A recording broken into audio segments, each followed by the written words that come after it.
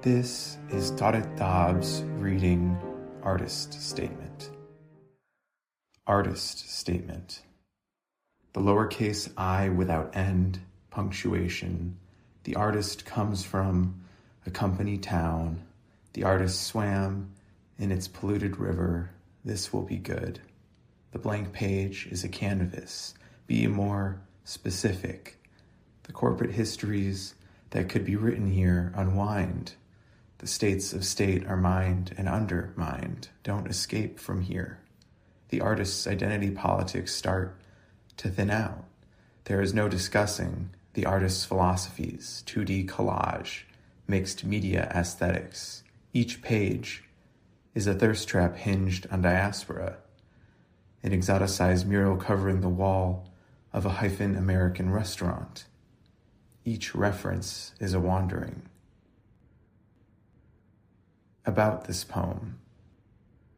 This is a poem about an uncertain self during a coming of age, about understanding one's influences, and also about attending art school. And if you know, you know.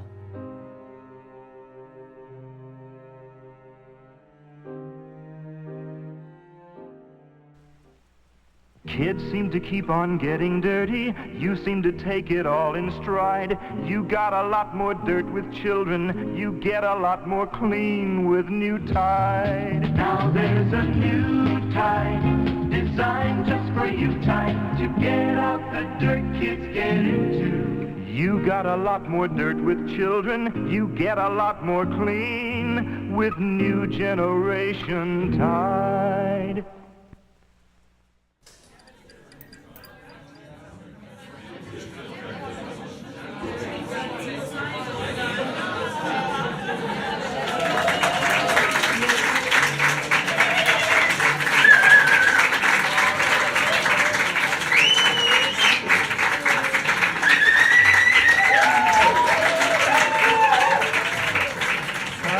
Bob and Lisa.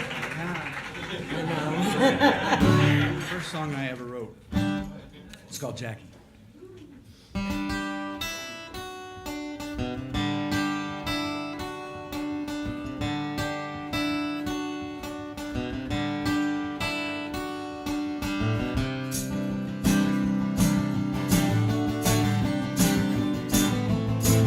Pushing through a crowd on a downtown Sunday afternoon. Just another dime, a train ride away. Never told him why she's running. Guess she wasn't having fun, and that's the one thing she needed every day. He could see her standing in a doorway with a smile. He could smell the perfume in her hair. Where she runs to, he will follow. His heart's too big to swallow, but when he does, he knows she'll be there. Jackie, keep on running away. You're not chased by anyone who hadn't seen their day. Now, Jackie, don't stop running, 'cause if you ever do, you might find out they're not chasing you.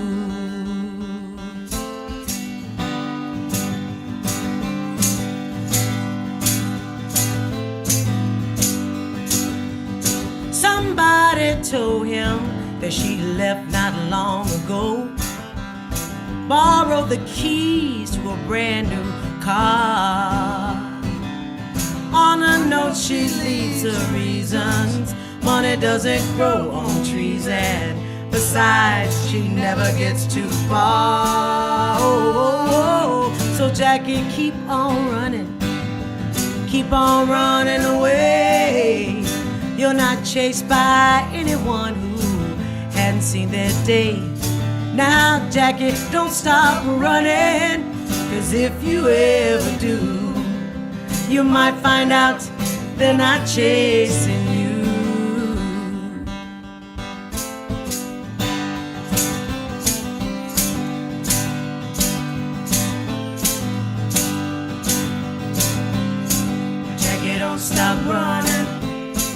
stop running away. Jackie, don't stop running. Don't stop for running away. Jackie, don't stop running. Stop running away. Jackie, don't stop running.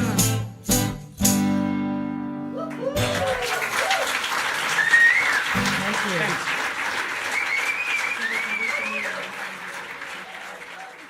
you. That's right.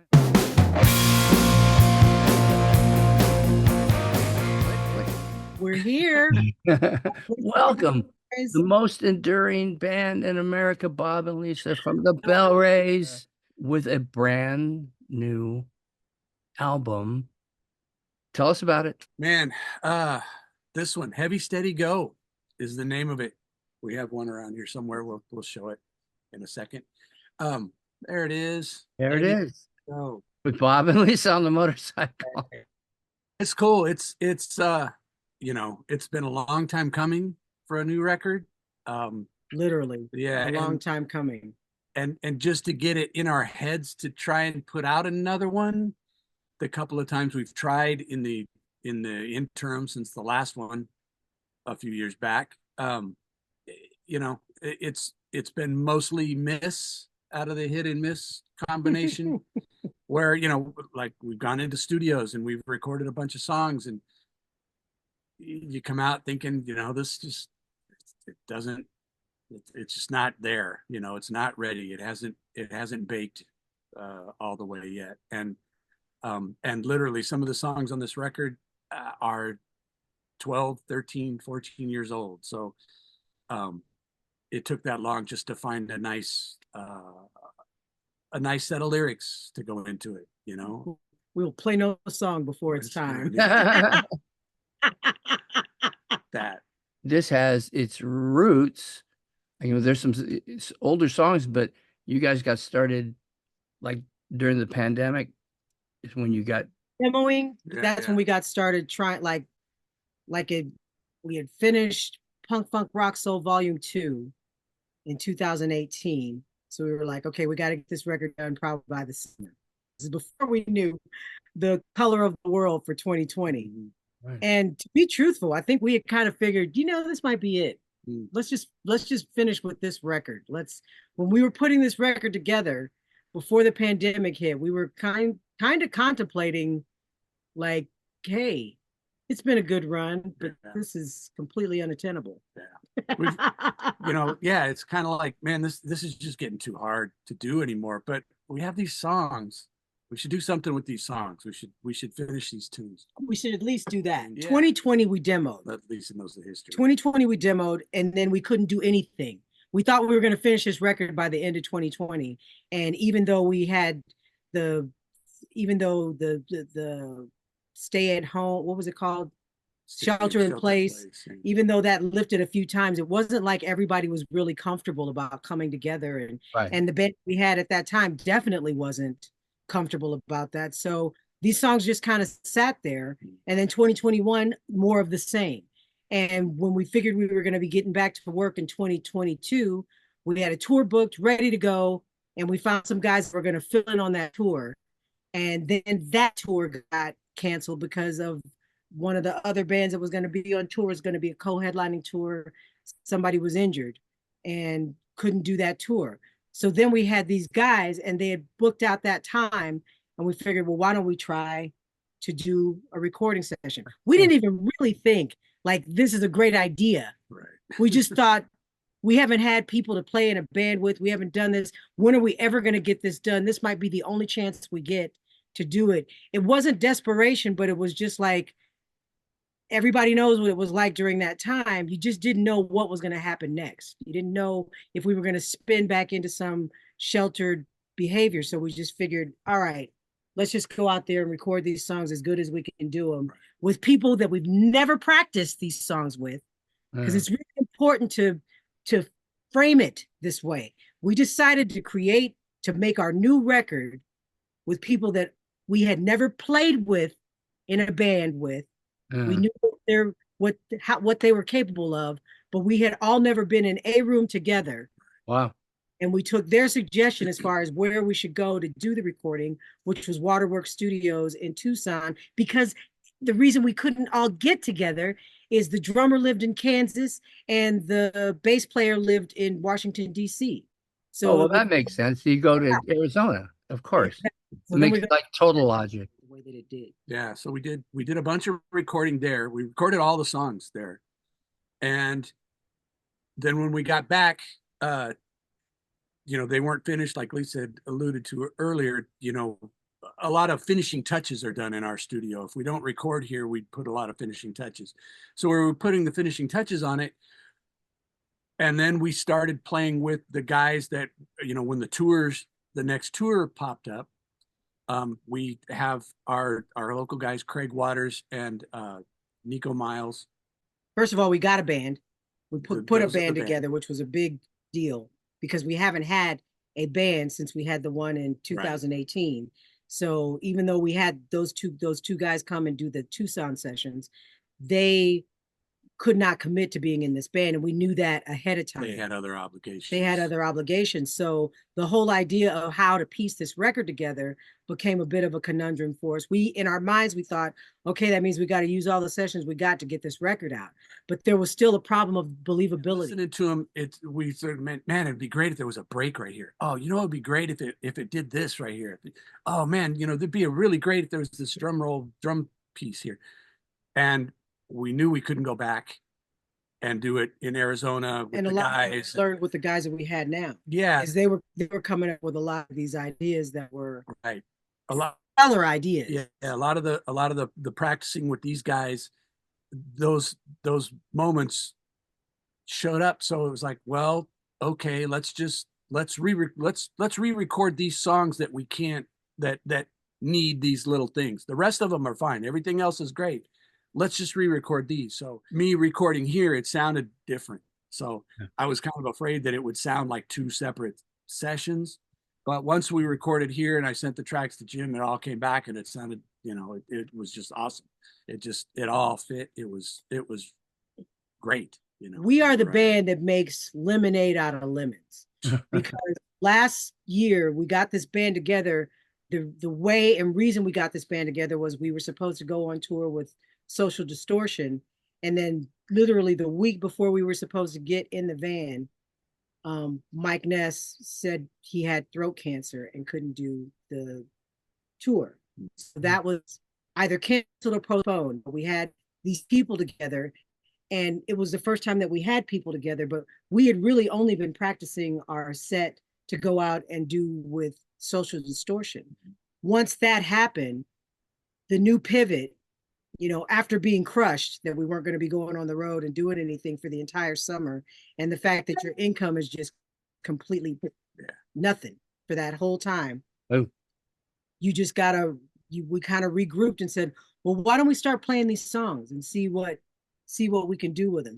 Just start learning them just so they learn them. We weren't even in the mindset that we were going to re-record with them yet.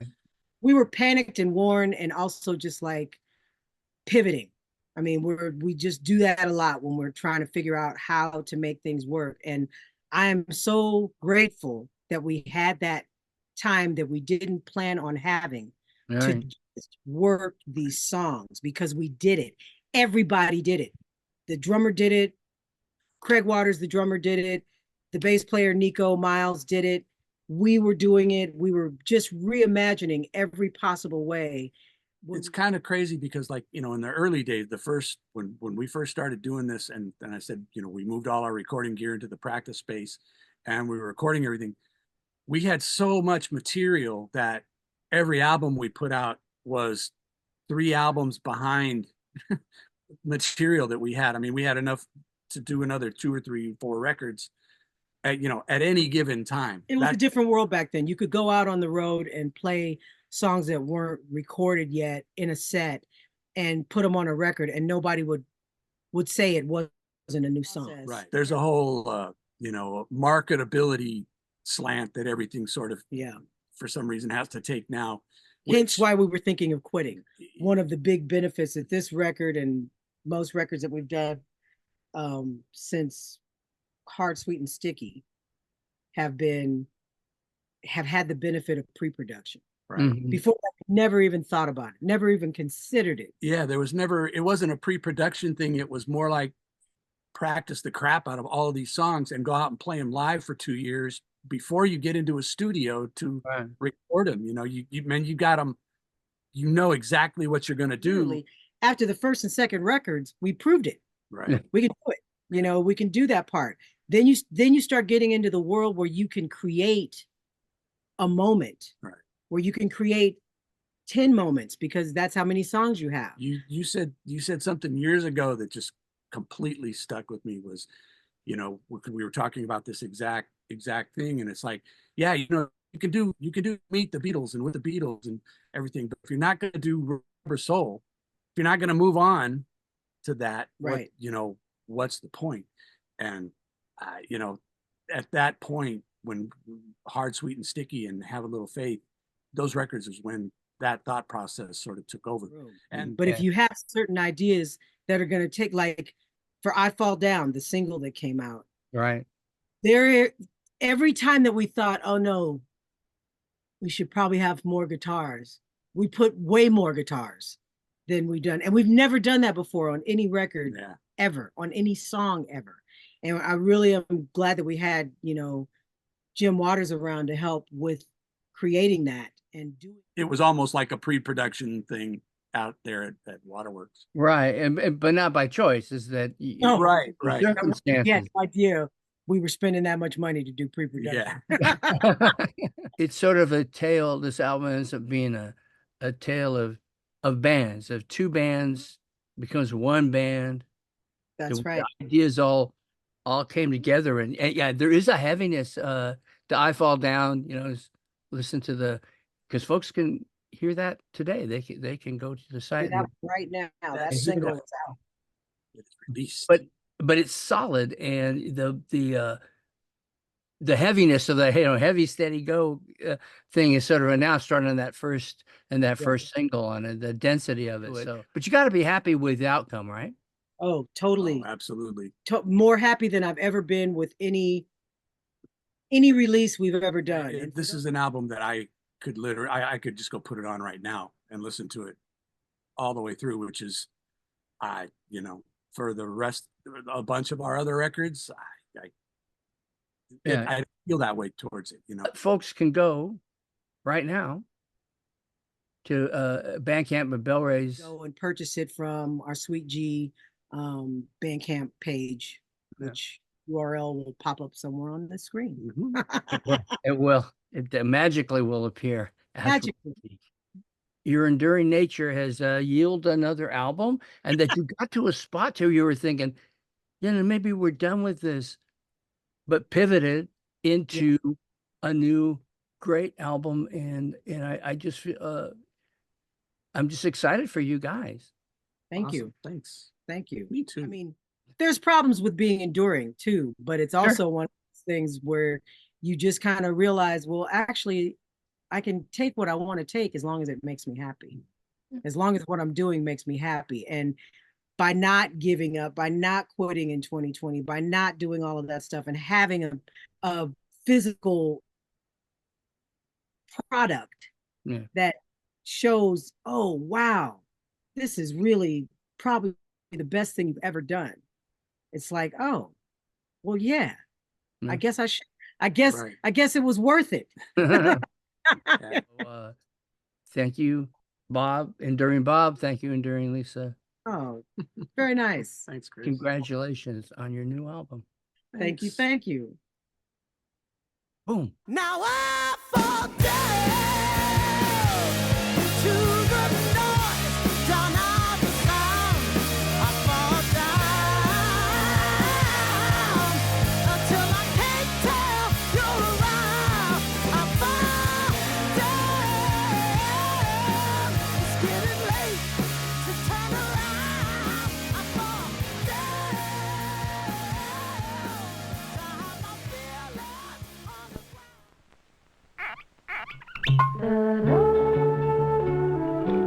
Alexis Lachine wines are full of flavor.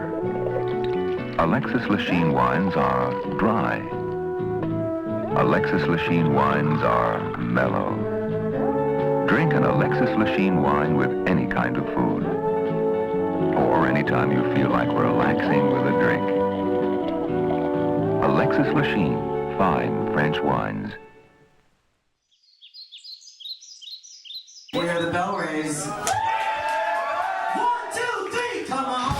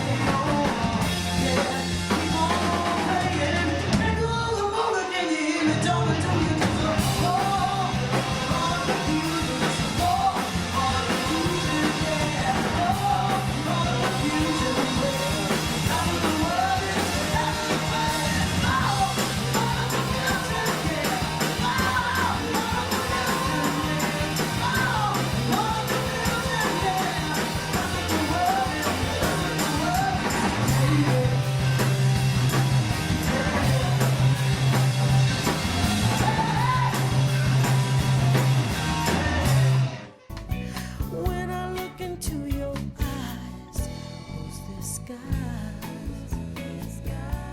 Ooh.